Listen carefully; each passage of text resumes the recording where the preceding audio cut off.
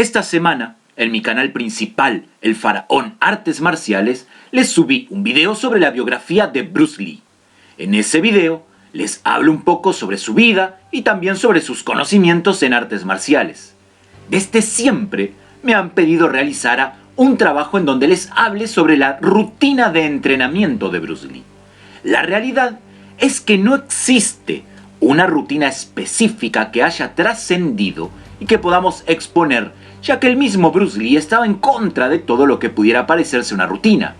Sin embargo, de lo que sí podemos hablar es sobre los métodos o los conceptos que Bruce Lee utilizaba para obtener resultados en sus entrenamientos. Bruce pensaba de que el Kung Fu en su forma tradicional limitaba demasiado a sus practicantes, imponiéndoles movimientos y posiciones que no tenían por qué ser idóneas para ellos y para sus cuerpos, y que ello cortaba su espontaneidad. Lee buscaba objetivos prácticos y concretos y enfatizaba en lo que él llamaba el estilo sin estilo. Una vez dijo: "Las exhibiciones de Kung Fu tradicional impresionan mucho, pero la mayoría de sus movimientos no servirían en una pelea de verdad". Él pensaba que la práctica de las artes marciales era única en cada persona y debería de adaptarse a las características y habilidades personales y particulares de cada practicante. Pero no solo el Kung Fu, él también consideraba al Karate como un arte marcial demasiado rígido y protocolar como para poder ser usado en una defensa callejera de manera efectiva y eficaz. Bruce, para ello, estudió la terminología del boxeo, la esgrima occidental y otros muchos estilos de lucha, extrayendo lo que consideraba adecuado para cada caso, para adaptarlo a su forma de pelea y así acercar a sus alumnos los conceptos de la lucha en términos familiares y no con complicados nombres, formas poco naturales y en idiomas desconocidos, sea este chino, japonés, coreano o el que sea que no perteneciera a su propia lengua. La teoría de la confrontación del sistema que le estaba creando, o sea del Jeet Kune Do, hace un especial hincapié en los obstáculos que residen dentro de nosotros mismos antes que en los que supone el agresor. Se sostiene que el individuo está más limitado por sus propios prejuicios e ideas preconcebidas que por la agresión del adversario. Es por ello que el Tao del Jeet Kune Do habla de prescindir de la propia forma y buscar una flexibilidad física y mental tal que haga imposible la rotura. Para hablar del Jeet Kune Do, deberíamos también decir de que Lee oficialmente certificó a solo 3 instructores. Estos 3 instructores fueron Taki Kimura, James Jim Lee y Dan Inosanto. Este último, Dan Inosanto, obtuvo el tercer rango instructor directamente de manos de Lee en Jeet Kune Do y en Hun Fan Kung Fu. Taki Kimura, por su parte, obtuvo el quinto rango en Hun Fan Kung Fu y James Jim Lee el tercer rango en Hun Fan Kung Fu.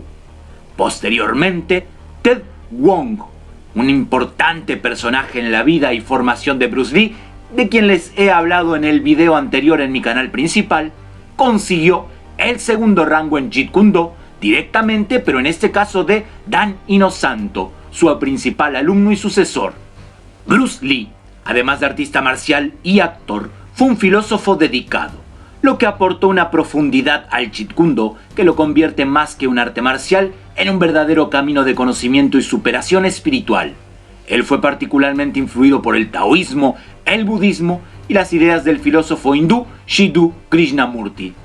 Apuntaba que todo tipo de conocimiento debe de ser autoconocimiento y que las artes marciales eran su modo de expresarse con el cuerpo. Él consideraba que el camino a la perfección consistía en quedarse con lo útil y desechar lo que no sirve. Sin embargo, también pensaba que no había que negarse al método clásico simplemente por una reacción, puesto que de esta manera ya se habría creado un nuevo patrón y uno mismo se habría vuelto a quedar atrapado en sus preconceptos. Bruce anotaba en su agenda los entrenamientos de cada día para comprobar resultados y mejorar continuamente. Sentía que muchos artistas marciales de la época no reconocían la verdadera importancia del acondicionamiento físico. Decía de que el Jeet Kune Do no es un proceso de acumular técnicas, sino que se requería un físico y y una espiritualidad altamente desarrollados. Es así que Bruce Lee entrenaba diariamente e incluía en sus rutinas ejercicios de fuerza muscular, endurecimiento, entrenamiento cardiovascular, flexibilidad, técnicas y musculación. No le bastaba con estar en forma, él quería ser siempre más fuerte y más elástico, a pesar de ser uno de los hombres más fuertes libra por libra que haya existido, hablando en relación a su tamaño, pues era de complexión atlética y con una altísima densidad muscular para lo que era una talla de 1,67 m aproximadamente. Su programa de entrenamiento con pesas durante su estancia en Hong Kong en el año 1965 daba énfasis al desarrollo de sus brazos. Algo que para algunos va a ser muy importante, pero que para otros va a pasar como desapercibido, y esto va a hablar de la cultura de cada quien, es el hecho de que Bruce Lee poseía una biblioteca con aproximadamente 2.500 libros sobre entrenamiento, filosofía, artes marciales, psicología, autoayuda, cultura de todo tipo. Experimentó rutinas de entrenamiento para maximizar sus habilidades físicas, llevando su cuerpo a límites impensados. Él creía que los músculos abdominales eran uno de los más importantes grupos musculares para un artista marcial, ya que cualquier movimiento requiere de su uso. Para el trabajo cardiovascular, corría grandes distancias variando la velocidad, usaba bicicleta estática o hacía ejercicios de salto con cuerda. También daba una gran importancia a su alimentación y nutrición. Desarrolló un gran interés en comidas saludables, bebidas energéticas, vitaminas o suplementos minerales, ya que según él, para obtener un cuerpo atlético, no se le puede alimentar con un combustible basado en comida basura o con alto contenido en calorías. Su devoción por el fitness le dio como resultado un cuerpo altamente definido y musculado, aunque sin gran volumen.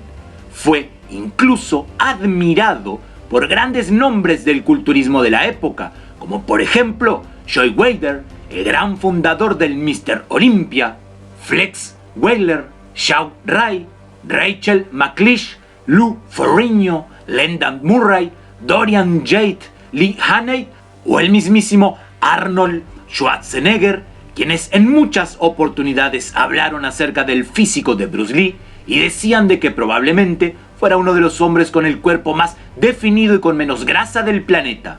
Para mejorar sus entrenamientos, llegó a diseñar también algunos aparatos y equipos que construía con su amigo George Lee. En un momento crucial de su vida, Bruce se lesionó seriamente la espalda, un hueso sacro, por lo que tuvo que someterse a un tedioso proceso de rehabilitación y a permanecer inactivo por mucho tiempo, casi se podría decir que 6 meses sin actividad, en el que dedicó a estudiar y a componer notas que se convirtieron más tarde en su libro conocido como el Tao del Jeet Kune Do. Aunque los médicos le dijeron que seguramente no volvería a caminar, la perseverancia y el espíritu que tenía Bruce Lee demostraron todo lo contrario. No solo volvió a caminar, sino que sus patadas volvieron a ser las de antes y continuó con su arduo entrenamiento en búsqueda de la perfección en el arte del combate. El único libro que Bruce Lee escribió en su vida fue el libro titulado China's Kung Fu, The Philosophical Art of Self-Defense, publicado en el año 1963. El duro entrenamiento de Bruce Lee le permitió realizar proezas físicas al alcance de pocas personas y que hasta el día de hoy son dignas de admiración.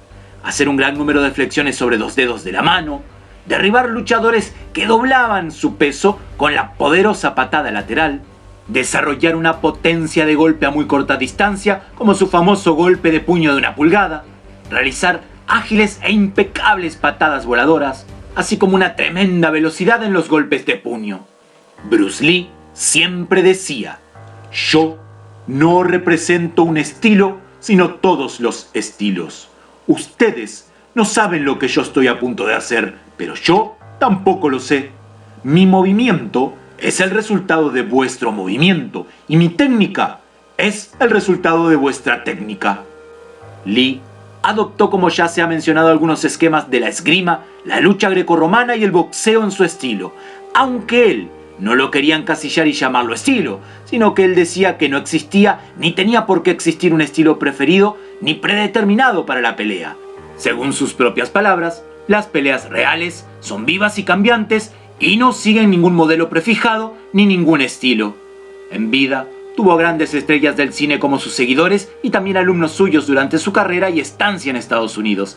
Entre ellos destacan James Coburn, Steve McQueen, Dan Inosanto, quienes fueron, además, grandes amigos y compañeros durante su vida. Pero si quieres conocer más detalles sobre la vida y obra de este gran ídolo de las artes marciales y del cine Bruce Lee, te invito a que te dirijas a mi canal principal dedicado a las artes marciales, El Faraón Artes Marciales, y que busques la biografía de este gran ídolo.